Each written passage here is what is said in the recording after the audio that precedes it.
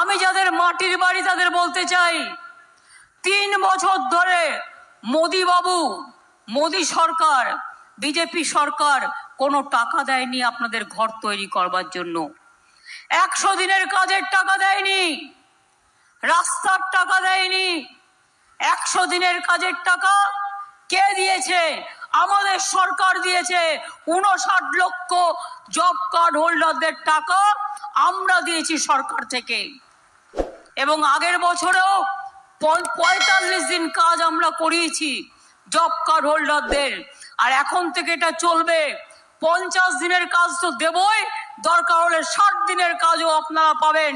Job card হোল্ডারদের কাজ মারা যাবে না। যাদের মাটির বাড়ি, গরিব মানুষ, মনে রাখবেন, ঝড়ে জলপাইগুড়ি, আলিপুরদুয়ার, কুচবিহারে 5000 মানুষের বাড়ি নষ্ট হয়ে গেছে। সরকার বলল আমরা বাংলার বাড়ি করে দিতে চাই। আমরা বাংলার বাড়িতে 1,20,000 টাকা করে দিই।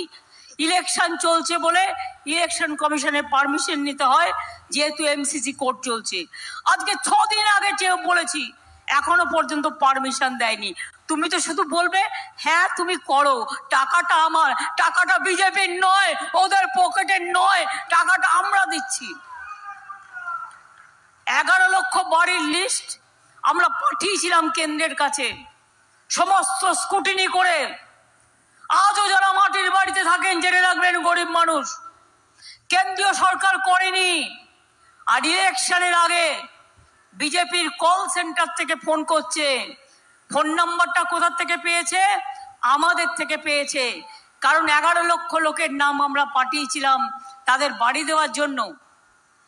ফোন করে বলছে তুমি আবার নতুন করে বিজেপিতে অ্যাপ্লাই করো, তাহলে তুমি ঘরটা পাবে। আমি বলি না বন্ধু, তোমায় কিচ্ছু দিতে হবে না। ইলেকশন হয়ে গেলে মে মাসে আমরা 11 লক্ষ মানুষের ঘর আমাদের সরকার করবে। এটা আমরা বাজেটে ঘোষণা করেছি। কেউ যারা নাম লেখাবেন, মনে রাখবেন ওদের কাছে আপনার নামটা কেটে দেবেন।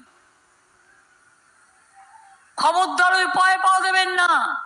মাটির বাড়িতে যারা এখনো পদ্ম ফুল আঁকছেন তাদের বলি, ওটা পদ্ম নয়, গদ্যও নয়, ওটা হচ্ছে ভাওতা, ওটা জুলুমবাজি, ওটা ঝুমলাবাজি।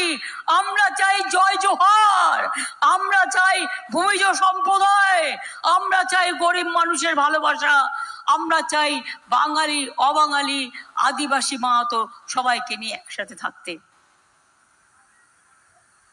আমি আবার আপনাদের বলি, লক্ষ্মীর ভান্ডার মা বোনেরা টাকা পেয়েছেন? টাকা বেড়েছে? 500টা 1000 পেয়েছেন? 1000 যারা পেয়েছেন 1200 পেয়েছেন? সবাইকে টাকা পাঠিয়ে দেওয়া হয়েছে। ব্যাংকের লিস্ট চেক করুন, আপনার অ্যাকাউন্ট চেক করুন। আর 6 লক্ষ মহিলা যাদের বয়স 60 বছর হয়ে গেছে। আগে লক্ষ্মী ভান্ডার 60 বছর পর্যন্ত ছিল, আমরা তাদের সবাইকে আবার নতুন করে দিচ্ছি। 60 বছর হয়ে গেলে আপনারা অটোমেটিক্যালি টাকাটা পেয়েই যাবেন, যতদিন বাঁচবেন, মনে রাখবেন। আর যাদেরটা এখনো যায়নি তারা 2-1 দিনের মধ্যে পেয়ে যাবেন। টাকা অলরেডি চলে যেতে শুরু করেছে। 2,05,00,000 মহিলা ইতিমধ্যেই টাকা পেয়ে গেছে। স্বাস্থ্যসাথীর, আয়ুষ্মান ভারত, আপনি জানেন একটা সাইকেল থাকলে পাবেন না, একটা স্কুটার থাকলে পাবেন না, একটা পাকা বাড়ি থাকলে পাবেন না, কোথাও একটা চাকরি করলে পাবেন না। আর তাতে টাকাটা আমাদেরও দিতে হবে অর্ধেক। আর মাত্র 1 কোটি লোক সুযোগ পাবে। আর আমরা যেটা স্বাস্থ্যসাথী করেছি 9 কোটি পরিবারকে আমরা দিচ্ছি, 9 কোটি পরিবারের লোকেরা স্বাস্থ্যসাথী সুযোগ পাচ্ছি। মোদিবাবু দেখে নাও, আমাদের গ্যারেন্টি লক্ষ্মীর ভান্ডার, আমাদের গ্যারেন্টি আদিবাসীর জয় জোহার, আমাদের গ্যারেন্টি ছৌ নৃত্য, আমাদের গ্যারেন্টি জয় জোহার, আমাদের গ্যারেন্টি সব মা বোনেরা এক থাকুক, আমাদের গ্যারেন্টি কৃষক ভাতা, আমাদের গ্যারেন্টি 100 দিনের কাজ, আমাদের গ্যারেন্টি বাংলার ঘর, আমাদের গ্যারেন্টি গ্রামের জল, আমাদের গ্যারেন্টি মা মানুষকে ভালো রাখা, ছাত্র যৌবনকে ভালো রাখা। তাহলে বুঝতে পারছেন, মনে রাখবেন।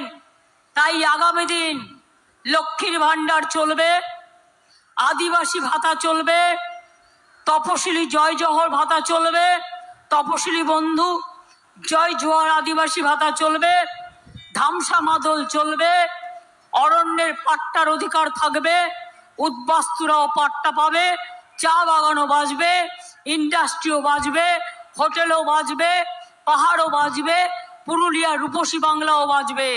ভোট তো দিয়ে দেখলেন, এখানকার এমপি কিছু করেছে? তাকে দেখতে পেয়েছেন? তিনি দেখতে কেমন, কালো না সাদা? বিজেপি করলেই সাদা আর তৃণমূল করলেই কালো।